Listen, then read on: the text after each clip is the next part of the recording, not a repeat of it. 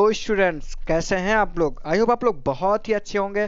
तो आज मैं आपके लिए लेकर आया हूं अ फेलो ट्रेवलर का सेकंड पार्ट। पहले पार्ट में आपको मैंने बताया था कि जो इसके लेखक हैं एजी गार्डनर जी हैं, और एजी गार्डनर जी एक ट्रेन की यात्रा कर रहे हैं जिसमें वो अपने मित्र अर्थात अपने फेलो ट्रेवलर अर्थात अपने सहयात्री से मिलते हैं। उनका सहयात्री एक मच्छर होता है। उनके साथ वो अपनी यात्रा का वर्णन किए हैं इसमें। तो पहले वाले पार्ट में मैंने आपको बताया था कि एक मच्छर उनको परेशान करने के लिए आ जाता है और वो बार बार उनके ऊपर बैठ रहा था। उन्होंने प्रयास भी किया उसको मारने का, लेकिन वो मार नहीं पाते हैं। तो आइए अब हम नेक्स्ट पार्ट में अर्थात ये पार्ट 2 में हम देखेंगे कि आगे क्या क्या मच्छर उनके साथ करता है, और साथ ही साथ लेखक उनके साथ क्या व्यवहार करते हैं उस मच्छर के साथ। इन सारी चीजों के बारे में पढ़ने वाले हैं आज के इस हम वीडियो में। तो ये इस चैप्टर का लास्ट पार्ट होगा, तो आप लोग बहुत ही अच्छे से देखिएगा। और हाँ, एक चीज और, अगर आप लोग अच्छे से अर्थ पढ़ेंगे तभी आप लोग इसका एक्सप्लेनेशन भी करेंगे, आपको आसानी होगी एक्सप्लेनेशन करने में। और साथ ही साथ आप इसके डिफिकल्ट वर्ड को जरूर नोट कर लीजिएगा। और अगर आप ऐसा करते हैं तो आपको क्वेश्चन आंसर करने में भी आपको अधिक आसानी होगी। तो आइए शुरुआत करते हैं वीडियो की। तो स्टूडेंट्स, हम लोगों ने पढ़ा था एट माई नेक तक। आपको दिख रहा होगा स्क्रीन पर एट माई नेक ऊपर लिखा गया है। अब आज हम पढ़ेंगे अगले पैराग्राफ को, अर्थात अगले टेक्स्ट का हम अध्ययन करेंगे। तो इस टेक्स्ट में लिख रहे हैं कि I flicked him off again. I flick अर्थात मैंने उड़ा दिया, हिम का मतलब उससे, अगेन का मतलब दोबारा, मैंने उसे दोबारा उड़ा दिया। ही स्किप्ड अवे। स्किप्ड का मतलब होता है फुदकना या फिर भाग जाना, अर्थात वो स्किप्ड अवे अर्थात वो भाग गया, फुदक कर भाग गया।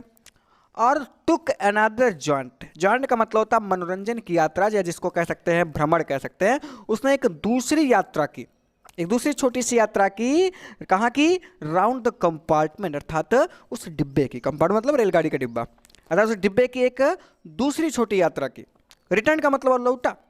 एंड सीटेड और बैठ गया। हिमसेल्फ अर्थात स्वयं बैठ गया।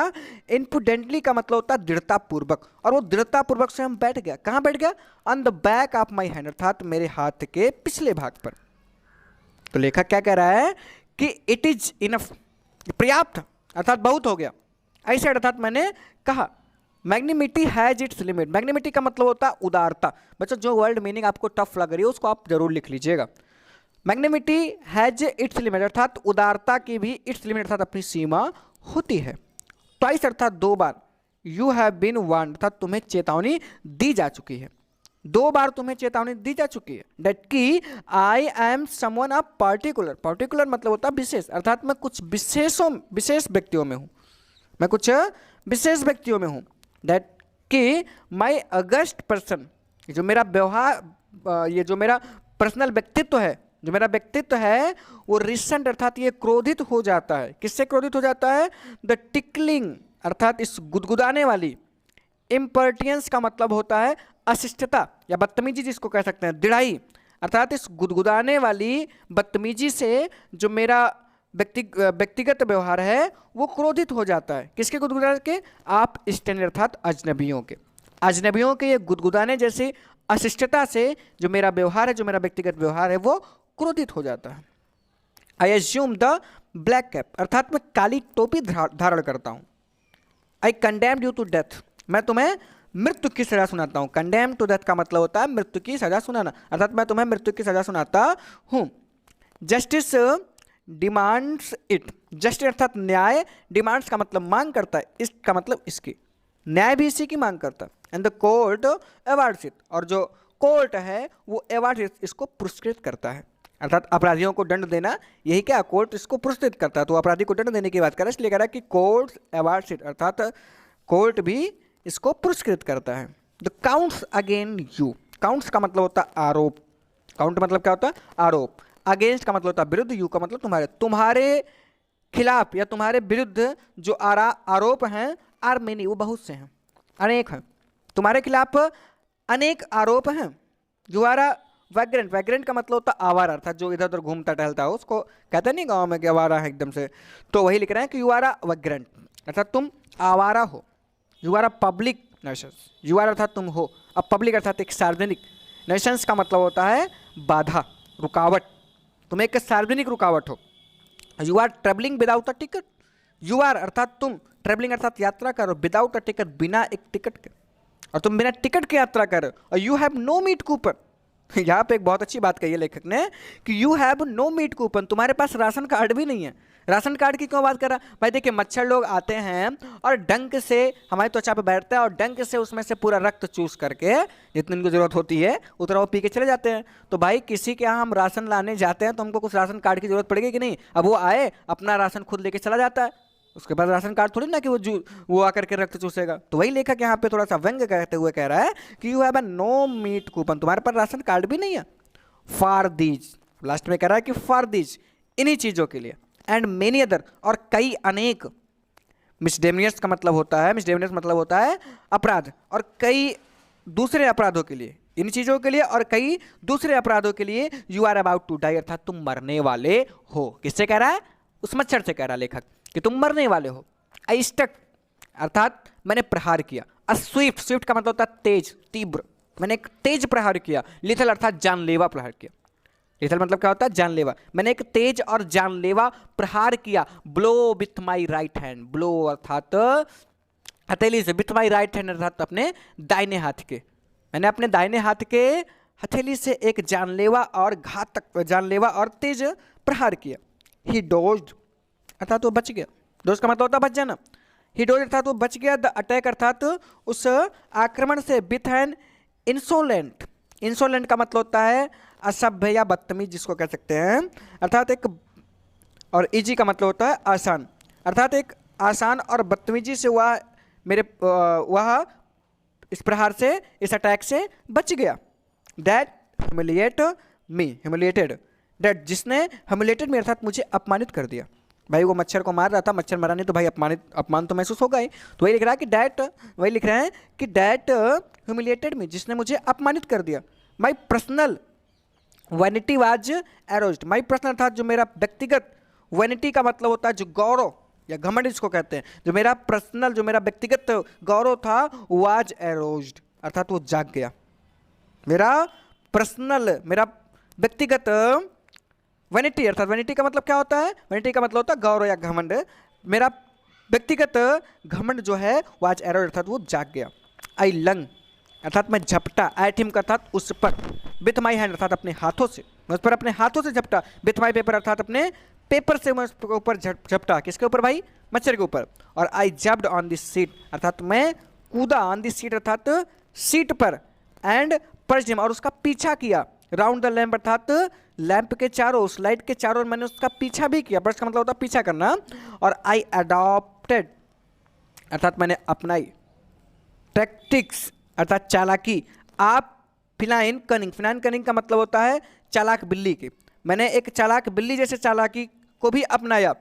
और वेटिंग का मतलब होता है इंतजार किया। टिल ही हैज अलाइटेड अर्थात उसके नीचे आने तक का मैंने इंतजार किया। अलाइटेड का मतलब होता है उतरना या नीचे आना, मैंने उसके नीचे आने तक का इंतजार किया। और अप्रोचिंग विथ हॉरिबल स्टिलनेस, और हॉरिबल और स्टिलनेस का मतलब होता है चुपके से, अर्थात मैं चुपके से उसके पास पहुंचा। और स्ट्रिंगिंग अर्थात प्रहार किया। विथ अ सडन अर्थात अचानक, और अचानक प्रहार किया।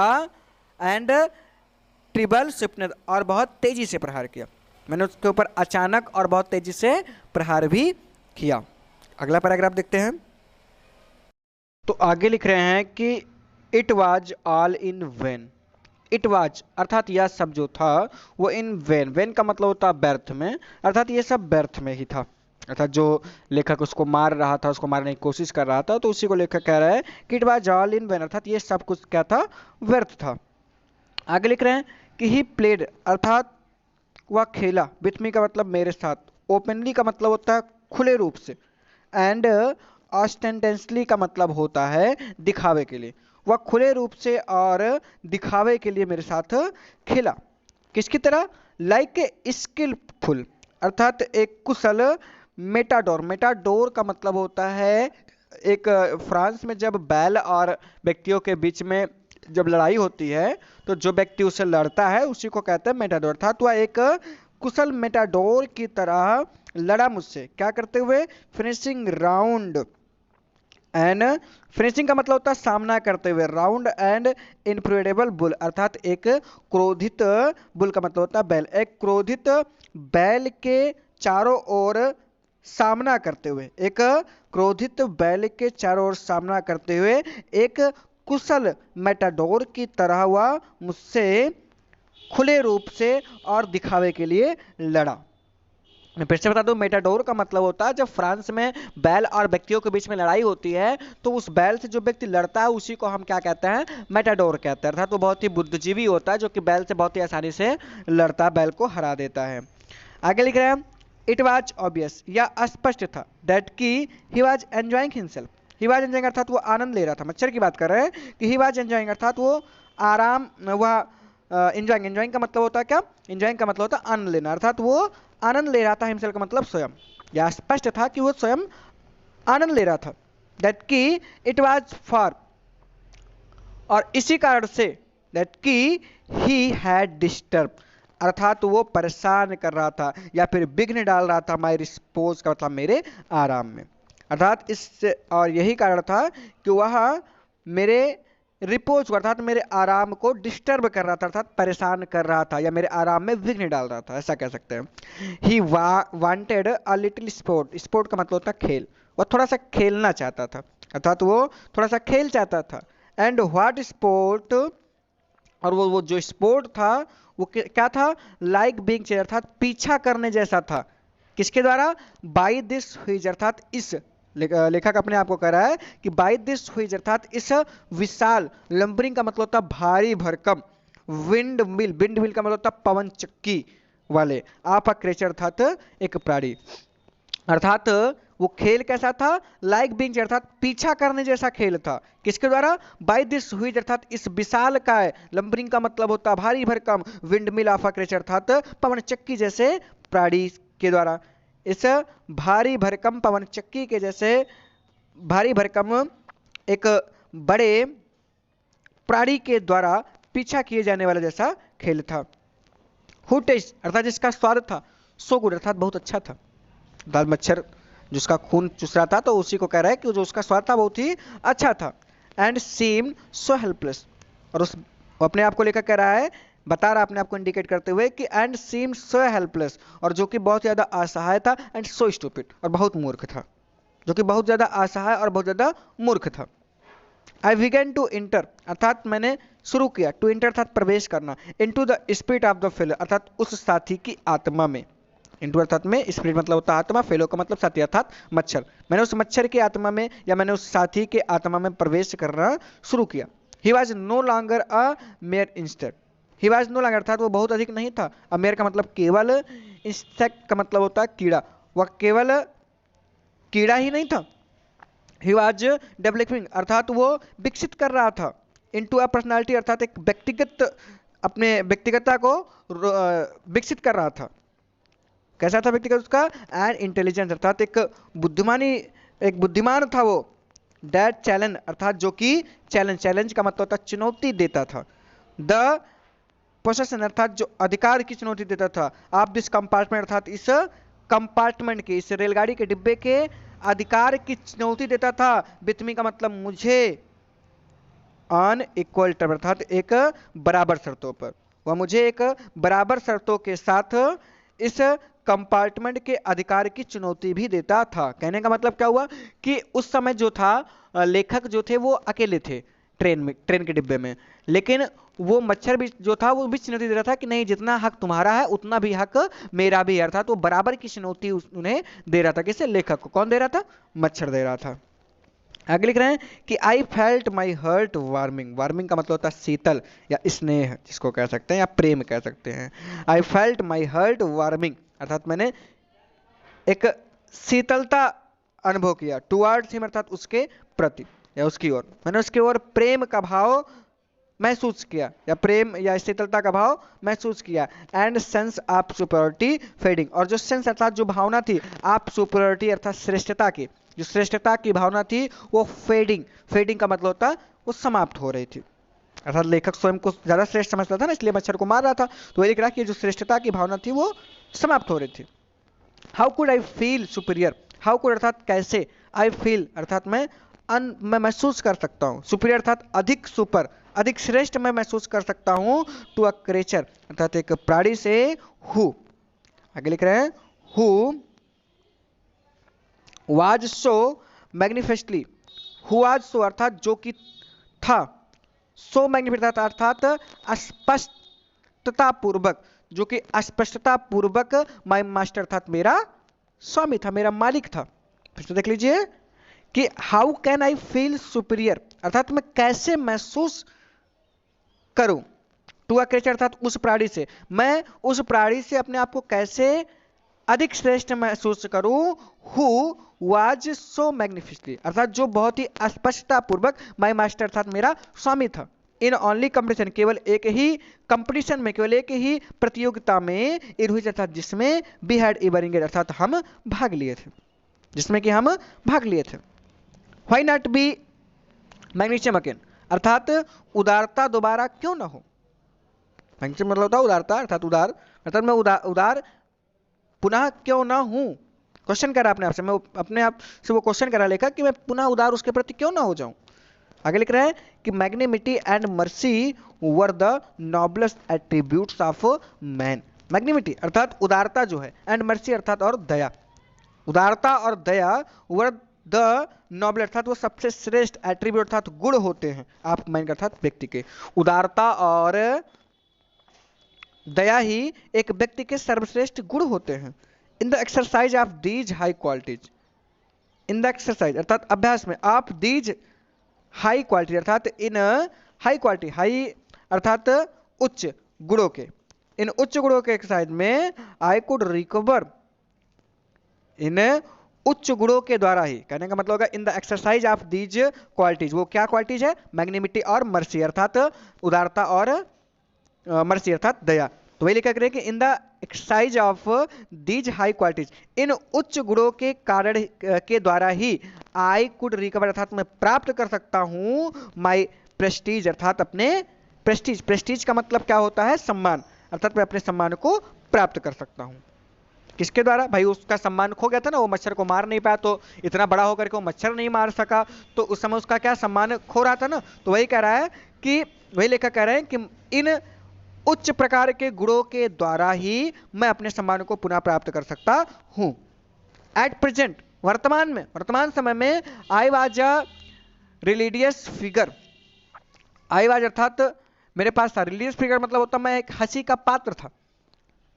प्रेजेंट में अर्थात वर्तमान में मैं एक हंसी का पात्र था। रिलीजियस मतलब होता है, रिलीजियस फिगर मतलब होता है हंसी का पात्र, मैं हंसी का पात्र था।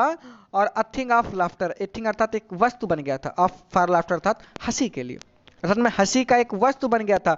एंड डेरिशन, और डेरिशन का मतलब क्या होता है, डेरिशन का मतलब होता है चिढ़ाने वाली वस्तु, अर्थात मैं चिढ़ाने और हंसी का एक पात्र बन गया था उस प्रेजेंट समय में, वर्तमान काल में।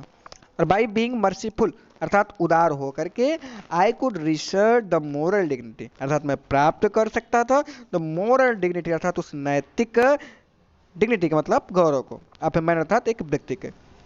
और बाई बीइंग मर्सीफुल अर्थात मर्सीफुल, मर्सीफुल का मतलब क्या होता है, दयालु से भर करके, अर्थात मैं दयालु होकर के मैं अपने मोरल डिग्निटी को, आप मैन अर्थात एक व्यक्ति के मोरल डिग्निटी अर्थात एक व्यक्ति के नैतिक सम्मान को या नैतिक गौरव को प्राप्त कर सकता था।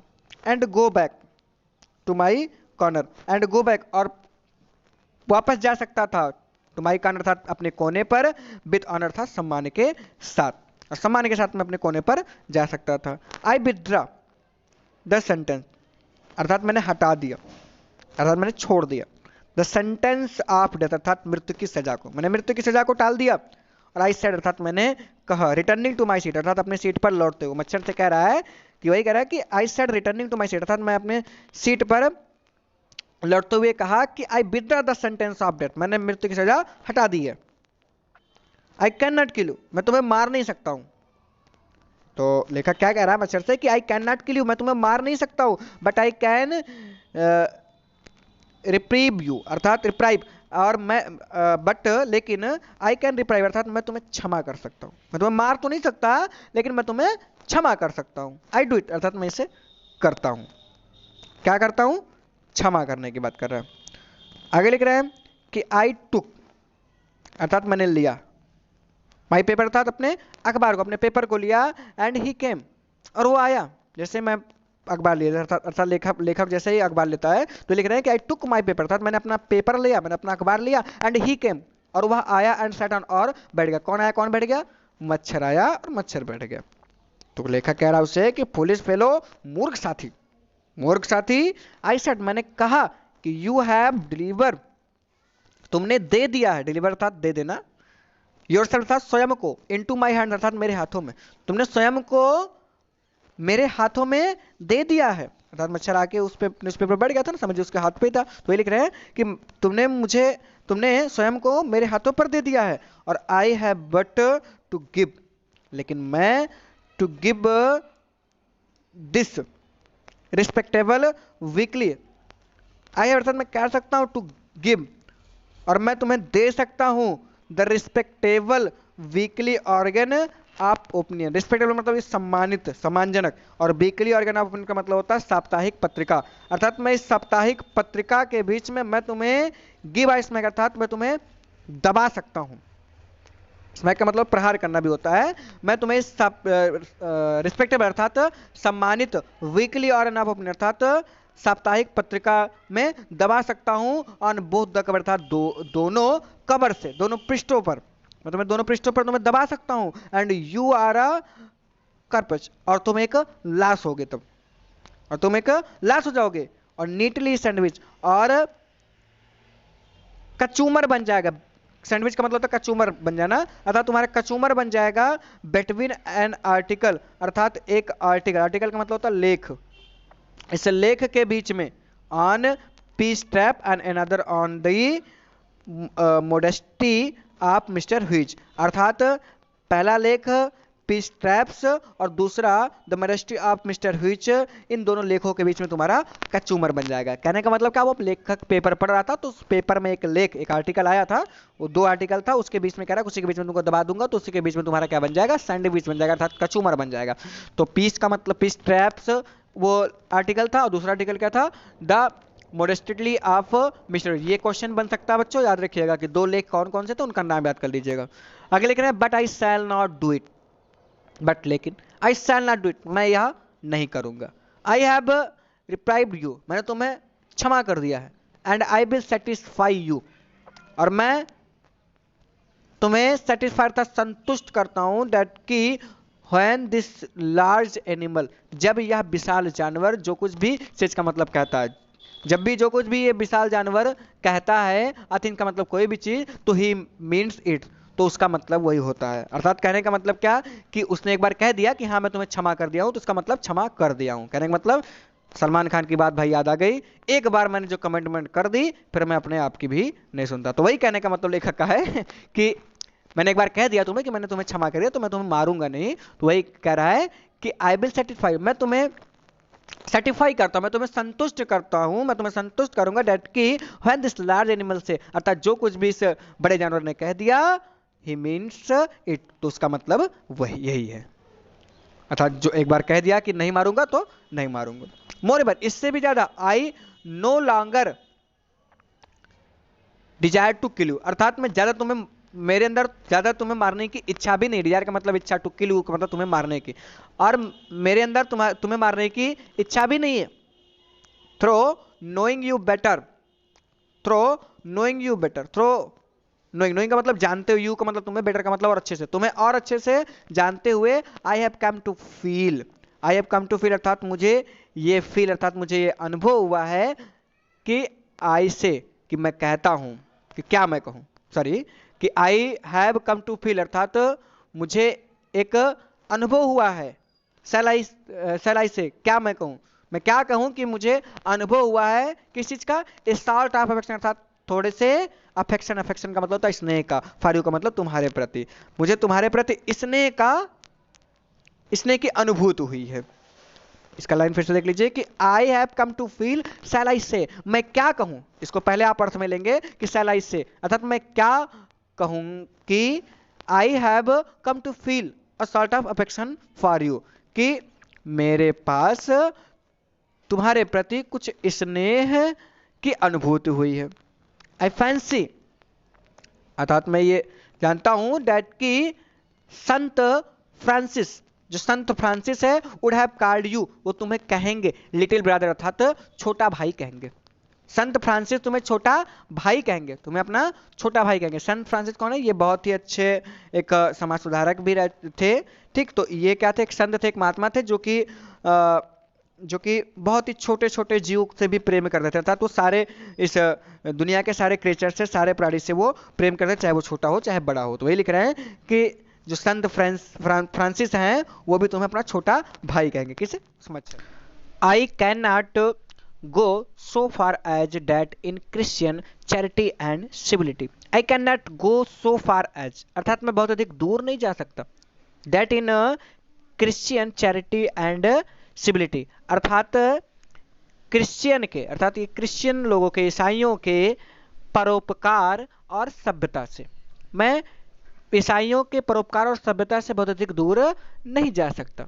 बट, लेकिन आई रिकग्नाइज, अर्थात मैं पहचान गया हूं, अ मोर डिस्टेंट रिलेशन, अर्थात एक अधिक दूर के संबंध को मैंने पहचान लिया है। और Fortune has made us fellow traveller on this summer night.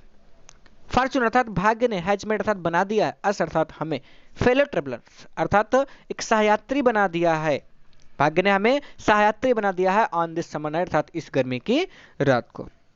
I have interested you, अर्थात मैंने तुम्हें रुचि ली, एंड यू हैव एंटरटेन्ड मी, और तुमने मुझे एंटरटेन किया, अर्थात आनंदित किया, आनंद प्रदान किया, मनोरंजन किया मेरा। और द ऑल्विजेशन इन मैचुअल, और ये जो उत्तरदायित्व है इज मैचुअल, अर्थात ये पारस्परिक है। अर्थात कहने का मतलब ये कि मच्छर ने उसके साथ एंटरटेनमेंट किया और लेखक ने मच्छर के साथ एंटरटेनमेंट किया। तो वही लिख रहे हैं कि जो दोनों का जो उत्तरदायित्व था ये क्या था? एक पारस्परिक था। वही लिख रहे हैं कि ऑलिजेशन इज मैचुअल, अर्थात ये जो उत्तरदायित्व था ये पारस्परिक था। और आगे लिख रहे हैं कि I and it is founded on, और यह आधारित है किस पे? द फंडामेंटल फैक्ट, अर्थात इस आधारभूत तथ्य पर यह आधारित है डेट की वी आर फेलो मोटर्स, अर्थात वी आर अर्थात हम हैं, फेलो का मतलब होता है सहयात्री, अर्थात मोटर्स का मतलब होता है मरणशील, अर्थात हम दोनों एक मरणशील सहयात्री है। मरणशील मतलब कि मच्छर भी मरने ही वाला जीव है और मनुष्य भी एक मरने वाला ही जीव होता है, अर्थात दोनों क्या है? वो मरणशील सहयात्री है। तो इसी चीज को उसने पहचान लिया है, किसने? लेखक ने। द मेरिकल्स ऑफ लाइफ, अर्थात जो जीवन का चमत्कार है, जावर अर्थात वो हमारा है। इन कॉमन अर्थात सामान्य, अर्थात हम दोनों के ही जीवन का जो चमत्कार है वो सामान्य है। एंड इट्स मिस्ट्री, और इसका रहस्य भी, हम दोनों के अर्थात हमारे जीवन का चमत्कार और मिस्ट्री का मतलब होता है रहस्य, और रहस्य भी कॉमन है, अर्थात एक सामान्य है। और आई सपोज, मैं मानता हूं कि you did not know anything, तुम अधिक नहीं जानते हो, अबाउट योर जर्नी, अर्थात अपनी यात्रा के बारे में। मैं मानता हूं कि तुम बहुत अधिक अपनी यात्रा के बारे में नहीं जानते हो। और आई एम नॉट श्योर, और मैं भी निश्चित नहीं हूं, डैट कि I know much about mine, कि मैं भी अपने बारे में अधिक जानता हूं। वी आर रियली, अर्थात हम वास्तव में, When you come to think of it, अर्थात जब तुम यह सोचोगे तो हम वास्तव में क्या है? a good deal alike, अर्थात हम दोनों हमारे पास क्या है? हम दोनों में a good deal alike, alike का मतलब होता है समानता, अर्थात हम में वास्तव में एक बड़ी समानता है। जब तुम ये सोचोगे तो आपको ये लगेगा कि हमें बहुत अधिक ये समानता है। जस्ट अप्रिएशन, जैसे कि अप्रिएशन अर्थात प्रेत आत्माओं में, अप्रिएशन मतलब होता है प्रेत आत्माएं, डेट आर जो कि होती हैं, एंड देन आर नॉट और कभी नहीं होती हैं। जो प्रेत आत्मा होती है कि कभी दिखाई पड़ती हैं कभी नहीं दिखाई पड़ती, तो वही लिख रहे हैं कि जो कभी होती हैं और कभी नहीं होती हैं। Coming out of the night into the lighted carriage, और वो कमिंग आउट अर्थात वो आती हैं, coming out of the night अर्थात वो रात को आती हैं, into the lighted carriage. Lighted carriage का मतलब क्या होता है? इस प्रकाशवान कैरेज अर्थात डिब्बे में, इस प्रकाशवान डिब्बे में वो रात में आती हैं। फ्लर्टिंग अबाउट द लैंप, अर्थात लैंप के चारों ओर फ्लर्टिंग अर्थात फरफराती हैं, फॉर अ वाइल अर्थात कुछ क्षण के लिए, एंड गोइंग आउट और चली जाती हैं, इनटू द नाइट अर्थात उसी रात में, अगेन का मतलब दोबारा, परहैप्स मतलब शायद, और शायद वो उसी रात में वापस चली भी जाती है, दोबारा चली जाती है। अर्थात वो किसको, मच्छर को इंडिकेट करते हुए कह रहा है कि एक माध्यम से एक मोरल दे रहा है हमको कि व्यक्ति का भी जो लाइफ है वो एक प्रकार से ऐसा होता है कि व्यक्ति आता है, और जिस तरह से मच्छर देखिए फड़फड़ा रहा था लाइट के चारों तरफ प्रकाश की ओर भागता है दौड़ता है, तो इस तरह से व्यक्ति भी जो होता है वो अपने सुख सुविधाओं के लिए हर तरफ दौड़ता है, अपने कार्यों को करता है, और एक समय ऐसा आता है कि वो मर जाता है। तो इसी मच्छर को इंडिकेट करते हुए लेखक हमें एक मोरल भी देना चाह रहा है कि जिस तरह से मच्छर रात को आता है, और इस एक लाइटेड कैरेज में, लाइटेड कैरेज क्या है, ये हमारा वर्ल्ड जो है उसकी उपमा दे रहा है। ये जो लाइटेड कैरेज में एक आता है और फ्लर्टिंग अबाउट द लैंप, और लैंप के चारों ओर घूमता, अर्थात सुख सुविधाओं के चारों ओर घूमता, कौन, व्यक्ति की तुलना कर रहे हैं इससे, और फार अ वाइल और कुछ क्षण के लिए, and going out into the night again, और उसी रात में पुनः चला जाता है। एक बार फिर से देख लीजिए, जस्ट अपीयर अर्थात प्रेत आत्माओं की ही तरह, दैट आर जो कि होती हैं, एंड देन आर नॉट और कभी नहीं भी होती हैं, coming out of the night अर्थात वो रात को आती हैं, इनटू द लाइटेड कैरेज अर्थात प्रकाशवान डिब्बे में आती हैं, फ्लर्टिंग अबाउट द लैम्प अर्थात लैम्प के चारों ओर भटकती हैं, फॉर अ व्हाइल कुछ क्षण के लिए, एंड गोइंग आउट और चली जाती है, इनटू द नाइट अर्थात रात में ही, अगेन का मतलब दोबारा, और दोबारा रात में चली जाती हैं, परहैप्स। अब देखिए लेखक की यात्रा पूरी हो गई थी, लेखक किसी पे सो भी जाता है, सुबह जब होती है तो कुली वहीं पे रहता है, तो कुली क्या कह रहा है कि going on tonight sir, sir अर्थात श्रीमान जी, गोइंग ऑन टू नाइट अर्थात रात भर यात्रा किया, तो रात भर जारी रहे, रात भर आपने यात्रा किया, सेड अ वॉइस अर्थात एक आवाज ने कहा, एट द विंडो अर्थात खिड़की के पास, खिड़की के पास से एक आवाज ने कहा कि सर आपने रात भर यात्रा की। It was a friendly porter, यह एक फ्रेंडली अर्थात परिचित, पोर्टल का मतलब होता कुली था, गिविंग मी अ हिंट जिसने मुझे एक हिंट दिया, या एक परिचित कुली था जिसने मुझे एक हिंट दिया, मुझे एक संकेत दिया, डेट कि दिस वाज माय स्टेशन, कि यह मेरा स्टेशन है। आई थैंक्ड हिम, मैंने उसे धन्यवाद दिया, एंड सेड और कहा कि I must have been dozing अर्थात डोजिंग, डोजिंग का मतलब झपकी लेना, अर्थात मैंने झपकियां ले ली थी, and seizing my hat and stick और अपनी टोपी और अपनी छड़ी को उठाते हुए, I bent out into the cool summer night अर्थात मैं चला गया, into the cool summer night, तो ठंड से ठंडी समर नाइट अर्थात गर्मी की रात को, उस ठंडी गर्मी की रात को मैं चला गया। As I close the door, जैसे ही मैंने दरवाजा बंद किया, आप द कंपार्टमेंट अर्थात कंपार्टमेंट का, डिब्बे का दरवाजा जैसे ही मैंने बंद किया, इस अर्थात मैंने देखा कि माई फेलो ट्रेवलर अर्थात जो मेरा सहयात्री था, वो फ्लर्टिंग राउंड द लैम्प अर्थात वो लैम्प के चारों ओर फ्लर्टिंग अर्थात भटक रहा था, लैंप के चारों ओर फड़फड़ा रहा था, भटक रहा था, उड़ रहा था। तो इस तरह से मित्रों ये चैप्टर एंड होता है। आई होप आपको बहुत ही अच्छे से ये समझ में आया होगा।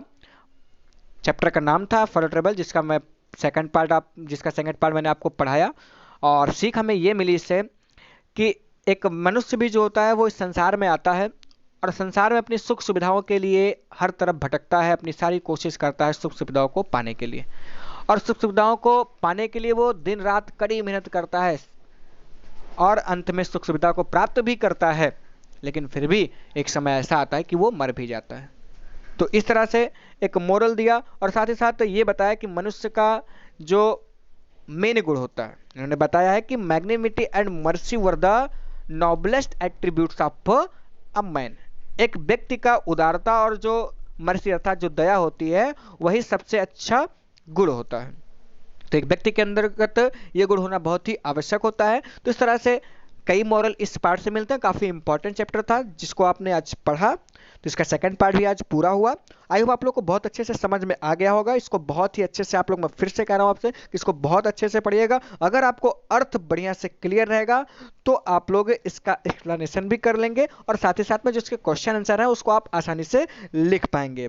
और दूसरी चीज़, जो इसमें से डिफिकल्ट वर्ड हो उनको मैं फिर से आपसे कह रहा हूँ कि उनको आप लोग नोट करके रख लीजिए, जिससे कि आप पुनः पढ़ें तो आपको दिक्कत ना हो। तो इस तरह से वीडियो की एंडिंग होती है इसी पर। अंत तक वीडियो के साथ बने रहने के लिए बहुत बहुत धन्यवाद। साथ ही में एक चीज़ और, अगर आपको वीडियो अच्छी लगी हो तो कृपया करके वीडियो को लाइक जरूर करें, और साथ ही साथ में चैनल को सब्सक्राइब करना ना भूलें। अगर अभी तक आपने मेरे चैनल को सब्सक्राइब नहीं किया है तो ये आपके लिए इंपॉर्टेंट है कि आप लोग चैनल को सब्सक्राइब कर दीजिए, जिससे कि मेरे आने वाले नेक्स्ट वीडियोज़ की जो नोटिफिकेशन है वो आपके पास तक इनबॉक्स में, यूट्यूब इनबॉक्स में पहुँचती रहे। तो इसी के साथ वीडियो की एंडिंग होती है। वीडियो के अंत तक बने रहने के लिए बहुत बहुत धन्यवाद।